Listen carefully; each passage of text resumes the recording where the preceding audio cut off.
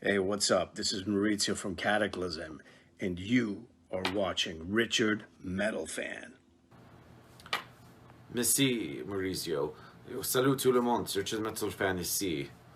So anyway, switching to English, bringing you guys a brand new 2020 album review. And today we're going to be looking into the new album from death metal band Kataklysm entitled Unconquered, which was released today through Nuclear Blast Records. Now, for those of you who don't know who Kataklysm are, they're a death metal band hailing from Montreal, Quebec, Canada, hence why I introduced the video in French, since they speak French over in that part of Canada. And these guys have been around since 1991.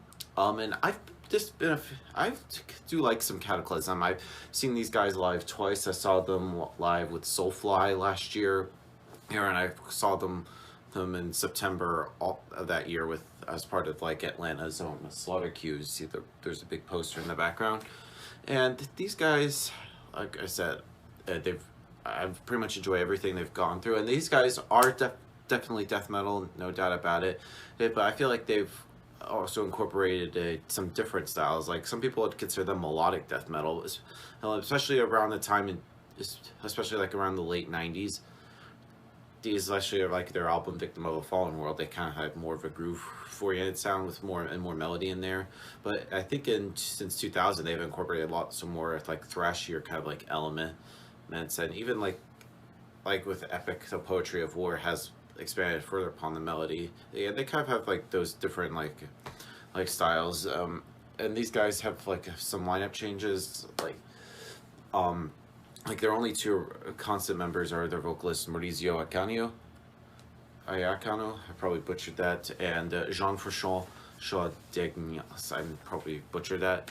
But yeah, and this is, like I said, Unconquered is the band's 14th full-length album, and this is the follow-up to 2018's Meditation, so I thought it was a pretty damn good album. But does this live up or exceed what Unconquered has? In my opinion, I feel like definitely it has. I mean, Kataklysm, I really love everything these guys have done. Just like production-wise, very crisp and just fucking great. Vocally, Maurizio's vocals are just sick. Just the guitar playing from Jean-François is solid. Bass-wise, Stéphane Barbier's drumming. I say drumming. I'm sorry, I can't even speak today. Hey, Stéphane's bass playing is pretty audible. You definitely hear it well in the mix. And drumming-wise, Oli Baudouin's drumming is solid. He just insane blast beats and just hit your head. And this is sadly his last album with the band, as he left the band right before this was released. And now James Payne is playing drums with them now, and I'm really looking forward to seeing what he brings to the table for Kataklysm. So without further ado, let's dive into this album track by track. Now, starting things off is the song The Kill Shot, which I believe was the first single that was released from this album. It starts off very slow with some clean guitars, then sort of like drums come in and it just builds up and it just hits you in the face at a million miles per hour. And this, in my opinion, has to be the heaviest and probably best song from Kataklysm I've heard so far. Like I said, it kind of sounds like something from their early 2000s kind of like period, very groove sounding, and it gets you just jumping and just makes you want to throw down in the pit. A great way to open up this album. Then we move on to the next song on the album, which is called Cut Me Down, which is a perfect combination of sort of like faster paced stuff and sort of like a mid-tempo stuff. It's very groovy, and they pretty much pull it off hand to hand right here. And there is also a little bit of melody thrown in here as well. Underneath the Scars, which has some really heavy riffs and just very grooving that'll get you just pumping. It's a very mid-paced song. The vocals sound sick, especially from Maurizio's lows and very highs. And then we move on to the next song, which is Focused to Destroy You, which makes use of sort of like the heavy sounding guitars that is used on here so far, and just the groove factor, it pretty much steps it up a lot. Is pretty much what Kataklysm usually do especially on their most recent albums. And then we move on to The Way Back Home. I feel like this takes more of a backbeat approach, but it really hones in, and again, it kind of has a little bit of like genty feel, especially with the, like I noticed with this album, like the guitar tone has that kind of like genty vibes to it, which gives the song a little bit of a bounce. Moving on to the next song on the album, which is called Stitches, which is a pretty solid song.